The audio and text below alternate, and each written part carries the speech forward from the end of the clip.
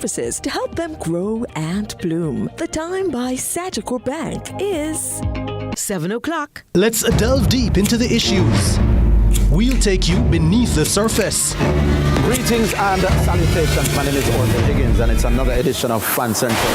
Talking to the people at the heart of the top sporting stories. Hear from your favorite sportsmen and women and the administrators who work tirelessly to make it all happen. It's live sports talk. I've written an entire article. Yes. Looking at all the major issues every Tuesday at 9 p.m. It's Fan Central.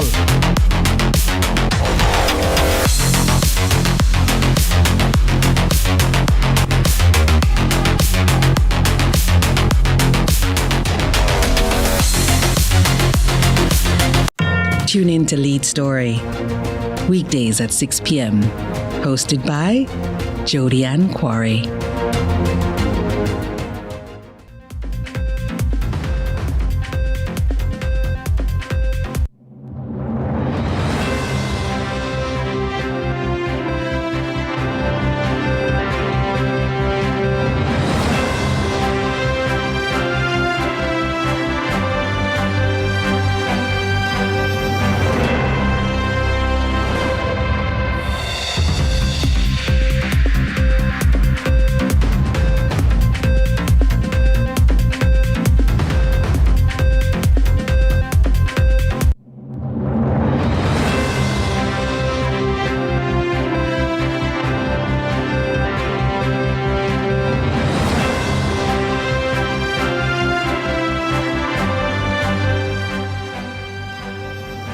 Tonight in CVM News at 7, alleged shootout with police by men stopped in traffic ends deadly in Trelawney. Man fatally wounded in Trelawney after alleged shootout with the police. In St. James, 4 men detained during gun seizure. Golding fires back amid latest Auditor General report. Hurricane season worry. MPs are speaking up. In Farming Forward, a legacy brought forward, powered up by technology. And later on in sports, Brownsdown beat Seaview to win the Mackay Security Rand Nephew Championship title in a match seen live right here on CVM last night.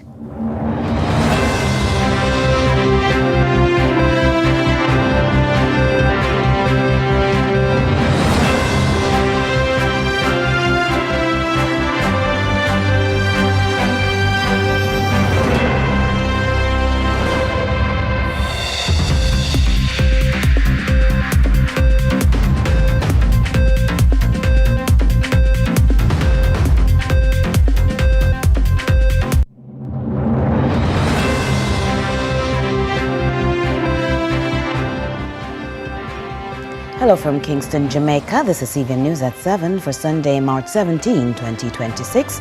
I'm Curlin Brown. Thanks so much for joining us.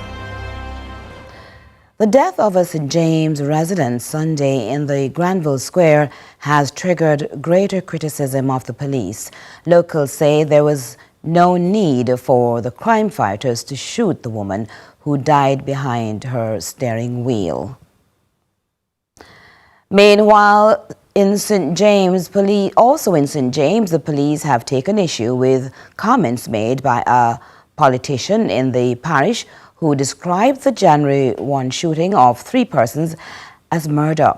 Now, the incident being investigated by Indicom drew widespread condemnation as it included the loss of life of a 4-year-old. The matter was reflected on at the St. James Municipal Corporation meeting last week, where emotions needed to be tempered. Damien Phillips has that report. One St. James lawman warned of treading cautiously on controversial murder cases under investigations by Indicom. 3 persons shot and killed in Granville, St. James by lawmen on January 1. 4-year-old Romaine Bowman, 16-year-old Kavon Martinez, and a 24-year-old Desmond Dunkley. One politician described it as a murder. The officer took immediate offense. The officer pointed to the importance of being responsible in utterances in a bid to not compromise ongoing investigations. It is unfortunate he mentioned the word murder before, because it is quite clear that It was an incident that occurred, and it is being investigated by Indicom. Right? We have to allow the systems that are set in place by the government of Jamaica to work. We understand that we are accountable to the law, and we are working to ensure that no matter what, whether it is internal or external, that those policies, those established laws are followed. In January, Deputy Commissioner of Indicom, Yannick Taylor-Wellington, expressed concern over the then 65% increase in overall fatal shootings in 2025 compared to 2024, and the 300% increase in deaths in the first 5 days of this year. As at January 5, 2025, 3 persons had been fatally shot, while at January 5, 2026, 12 persons had been fatally shot. At the end of 2025, 311 persons were shot and killed by the police, representing a 65% increase over the previous year. That equates to an additional 122 citizens losing their lives by members of the security forces. Indicom assured persons that investigations into the fatal shootings on January 1 were being pursued thoroughly, objectively, and neutrally. Cumulatively, 8 firearms were reportedly recovered by the police in the 6 incidents. Additionally, no body-worn cameras were reported as being activated by any of the police officers in any of the fatal shooting incidents investigated by Indicom. Of note, one police officer reported that he was in possession of a body-worn camera, but it was not activated as he did not have a clip to wear it. This week, lawmen in St. James insisted they are not callous as many make them out to be, adding that they are very interested in justice being served for all parties involved in any incident. We regret the loss of any life, whether it be via murder or if somebody attacks the police and the police defend themselves and they find themselves succumbing from the injuries. We have been working with Indicom in getting whatever information they require whenever these incidents happen. In the meantime, a desperate plea from the officers to keep crime to a minimum in the parish, insisting that all hands must be on deck in this effort. Mediation, he quipped, must be used early to deter criminal activity. He added that matters of domestic violence cannot be ignored. If we can get all the justices of the peace within the parish to act as mediators, along with the political representatives who persons look forward to for leadership, right? Not taking sides. Let us see if we can push that out and form an alliance right across the parish of persons who can step in the gap early to get some of these done. St. James Police intimating they have been using creative ways to solve some of these issues, adding that citizens will be made more comfortable in a conducive environment.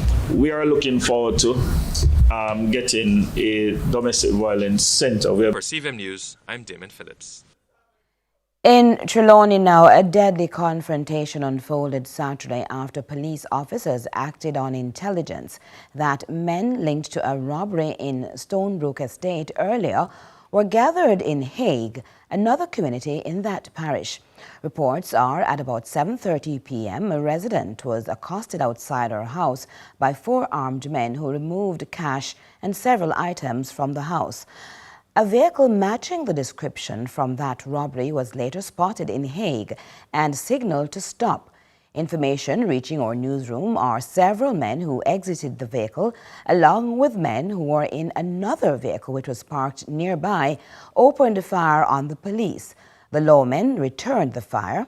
When the shooting subsided, 1 man was found suffering from gunshot wounds.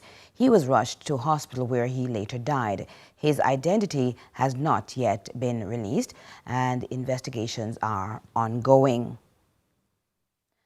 The police have charged 63-year-old Solomon Powell, also known as Salah, in connection with the 2014 double murder of Livingston Garvey and Mario Cross.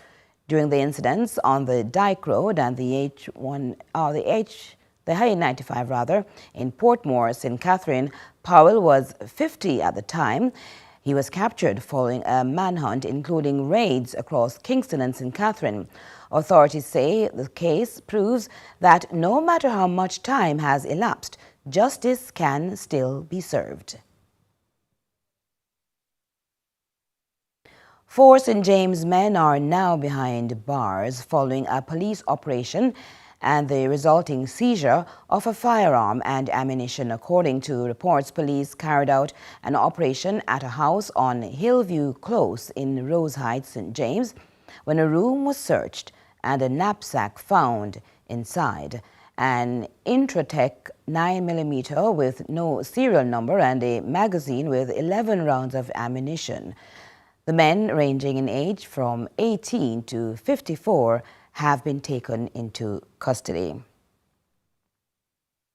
To other news now, the handling of Hurricane Melissa's relief funds is again under political scrutiny.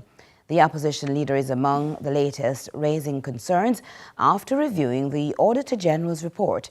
Kevin Black tells us more. Opposition leader and the PMP president, Mark Golding, is accusing the government of mismanaging Hurricane Melissa relief funds following the latest Auditor General report. Golding says the report shows billions in donations were received for disaster relief, but only a small fraction had been spent months after the hurricane. So when I read this report saying that as at February 23rd, 2026, 5 months after the hurricane hit, ODPEM, which is the Office of Disaster Preparedness and Emergency Management, received a total of $1.44 billion in cash, and they had only used 26 million Jamaican dollars, less than 2%, to spend on the people who are suffering. That is an act of gross dereliction of duty of the government. He says many communities in hard-hit parishes are still struggling, despite the level of assistance announced by the government. The government roof initiative giving relatively small sums for people who have suffered major losses, and this money could have helped it go further. It's a disgrace. I think if there's anything that would make people angry in this country, knowing how much hardship the people who experience the brunt of Melissa have gone through, it is this. Golding also questioned the management of the disaster response system and referenced changes made to the ODPEM after the hurricane. The Prime Minister took ODPEM, which is supposed to be an independent disaster preparedness organization, set up under some strong legislation. I know it because it was passed when I was Minister of Justice. And he took it, put it into the Office of the Prime Minister under his leadership, changed the man in charge and brought in somebody else from the JDF. And we all wondered why. And now we see this. Kevin Black reporting for CVM News. And a fresh audit is putting the spotlight on how recovery money from Hurricane Melissa is being tracked and spent. The government is pushing back against concerns, saying the system is working as it should. Back to Kevin Black with more.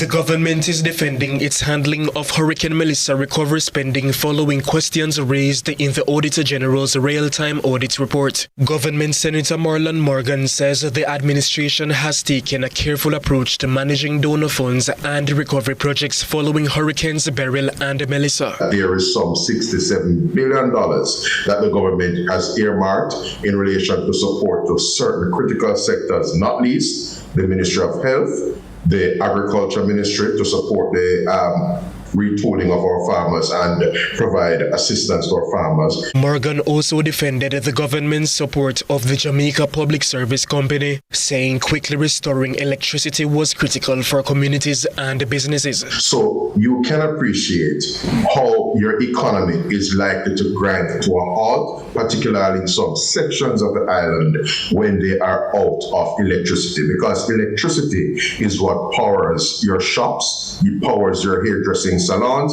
it powers barbershops, you name it, supermarkets, and all kinds of infrastructure and facilities. The Auditor General's report found that some Hurricane Beryl donations remained unspent. Morgan insists the funds are accounted for and say the government is taking steps to strengthen transparency and public trust. It's not that the money was not reported to the Ministry of Finance. The money is sitting in the coffers of ODPEP. It is the case where an appropriate, the requisite committee that is to direct that ODPEP's audit, the audit of the Disaster Relief Fund, be undertaken. It is important for the donor community to be assured that whatever they pour into Jamaica to assist their Jamaican brothers and sisters are utilized for purposes as intended. Kevin Black for CVM News.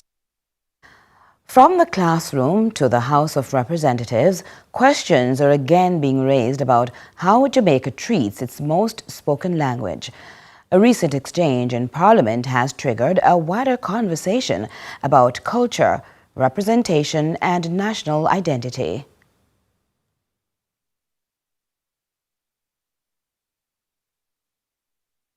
We will get back to that story in a moment.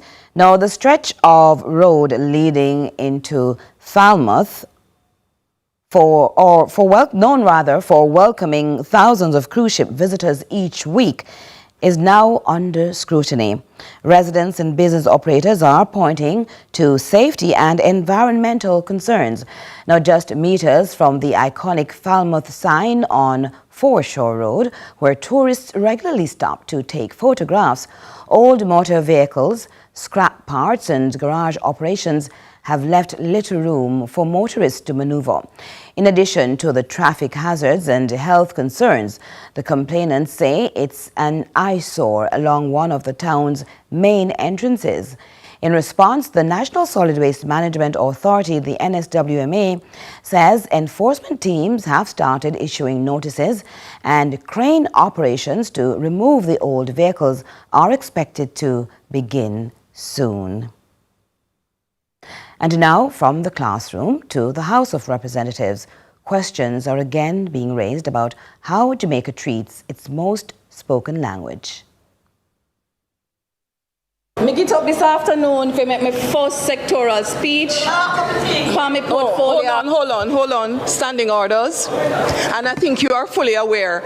And if I have to stop you again during your presentation, you will not get any additional time. A decision to enforce English-only rules in Parliament is sparking a national conversation about language, culture and identity in Jamaica. The debate emerged after opposition member Nikisha Burchell was stopped by House Speaker Juliet Holness while attempting to begin her sectoral presentation in Jamaican Creole. Associate Professor of Language, Culture and Society at the University of Technology Jamaica, Dr. Rohan Lewis, says the issue goes far beyond the parliamentary procedure. The Parliament is a place that ought to be reflective of the people that, one, are sent there by the people of the country to represent them, and two, to also represent the people of the country. And that this Parliament, through language, does not reflect the Jamaican people. And that is a broader sociocultural issue that needs to be addressed. He says while the Speaker was responsible for upholding the standing orders, there may have been room for a different approach given the national significance of the issue. Speaker Holness could have handled the situation a little differently. There could have been an opportunity for her to suspend the proceeding, call for a vote on the matter for the suspension of standing orders to allow the member to use Jamaican Creole, because this is a matter that has huge national implications. Languages are about identity. They come with a whole lot of social and cultural questions, and I don't think simply going by this is the standing order deals with the Jamaican language question. Dr. Lewis pointed to what he described as a double standard, noting that students from non-English speaking countries receive language accommodations in schools, while many Jamaican children who speak Creole do not. The foreigner comes, gets an advantage over the Jamaican child simply because we have not given the language question the kind of weight it deserves. I think we have to move beyond the kind of knee-jerk reactions of patois is bad, English is good. Patois versus English. It's not about Patois versus English. It's Patois and English. It's Patois and English and Spanish. Kevin Black reporting for CVM News. Join us for more in just a moment.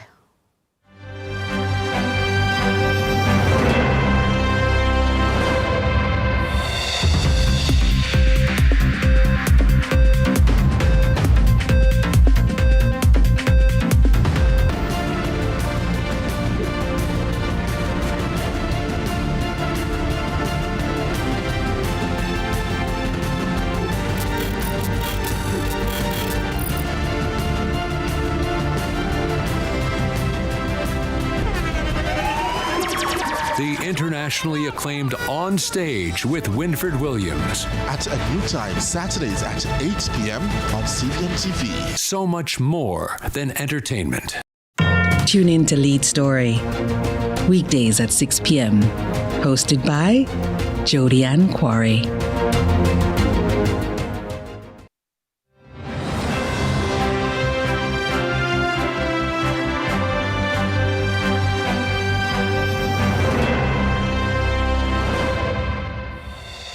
As we welcome you back, we go to a story we mentioned at the top of the newscast, where the death of a St. James resident on Sunday in the Granville Square has triggered greater criticism of the police. Locals say there was no need for the crime fighters to shoot the woman who died behind her steering wheel. Nika Lewis now has the details. As protesters in Granville planned to shift from the Granville Square to the Sam Sharp Square in St. James, another tragedy. The residents had been demanding justice for 2 weeks now, following a police fatal shooting of a teenager on Mother's Day. An ironic blow.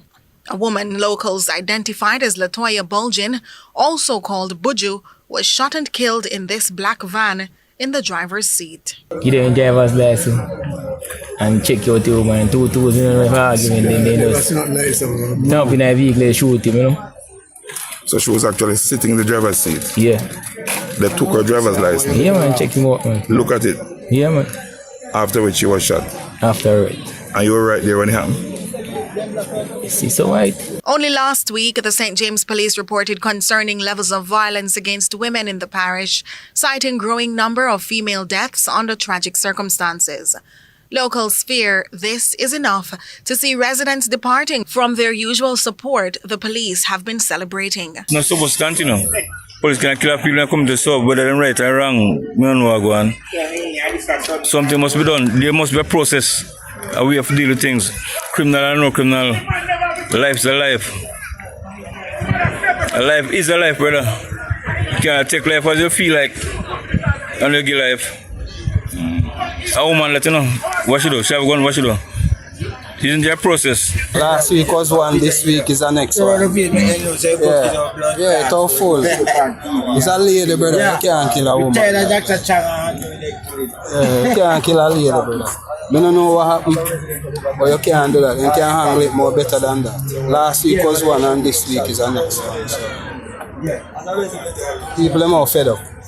Can't take no more. Member of Parliament Marlene Malahoo Ford, quick to the scene, says tensions are high in the space. You're coming into a community like Granville on the heels of a fatal shooting by the police, where the wounds are still raw and the emotions are raw.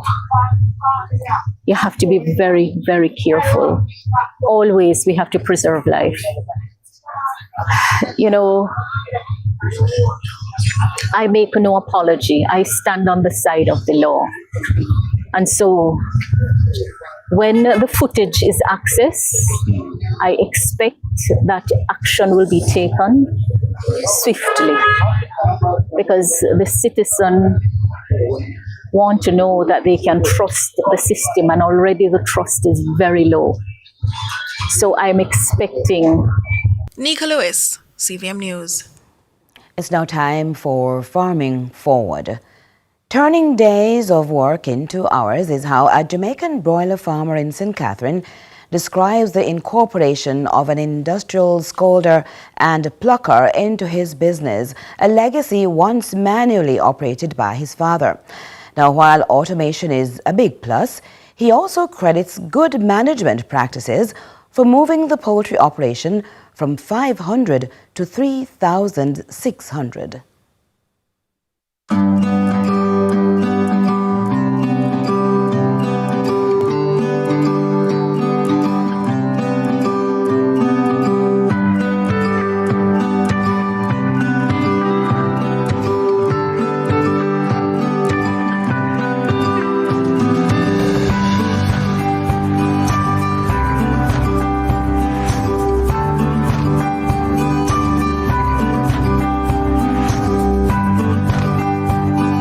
Forward is brought to you by Nutramix. We saying right here with you, we are literally right there with them and ensuring that once they win, we will win as well. 1, 2, 3.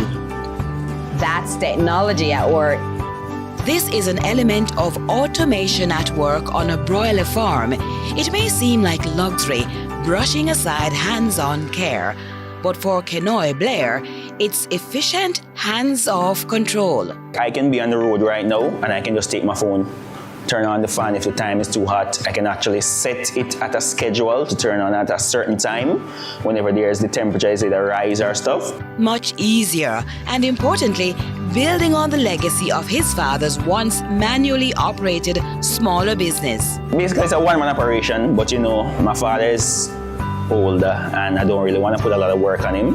It was a small couple and some round stick and he had around 50, 25 to 50, then 75. Then we go to 75. Then when we go to 75, first go inside the cube and kill almost 75 and leave only 3. You see what I'm saying? Although laughing, Philip Blair remembers Mrs. Blair's pain. My wife cried very much. She cried for the chicken. That's when Kenoy, who saw his parents' fair amount of success with goats and pigs on the same property in Riversdale, St. Catherine, got more involved. And Rail Yard Chicken started with 500 birds, managed and bred specially for meat production. And I'm very proud of my son because he built up the business. You understand?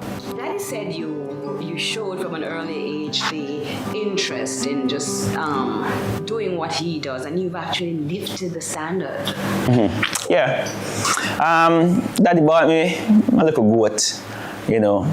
When I come from school, we move them and things like that. Sometimes we forget them, so them don't get that gully, and we have to go for them same way.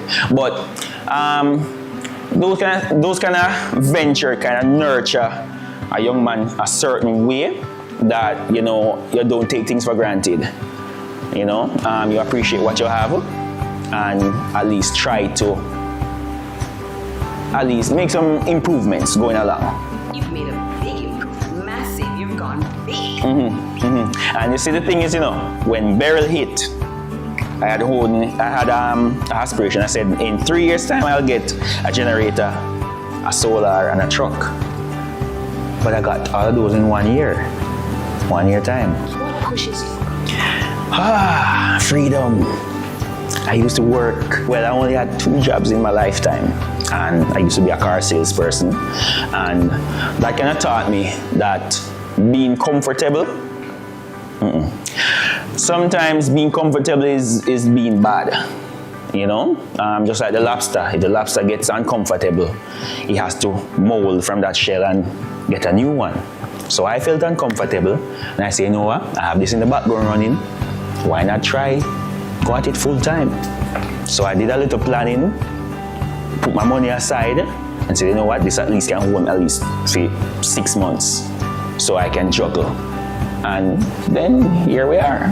Talk about farming forward. This 34-year-old weaned the business from JPS and NWC, invested in a truck, and continues to optimize his poultry operation with technology to meet his growing customers, supported by a staff of 14 on production days. This is the processing area. So, you know, everybody have the normal picker. We used to have that, and we used to do 1,000 birds. It took us 5 days. So 5 days we're trying to minimize the amount of money that we spend basically. And I saw this on Alibaba. I never knew a thing about it. I just did some research and say, you know what, I'm gonna get this. But some people around me thought that I was joking, but I don't joke when it comes to stuff to make my work more easier. So you load them inside here, it brings them along the scalding pool, then it deposits it right here. Then after around 28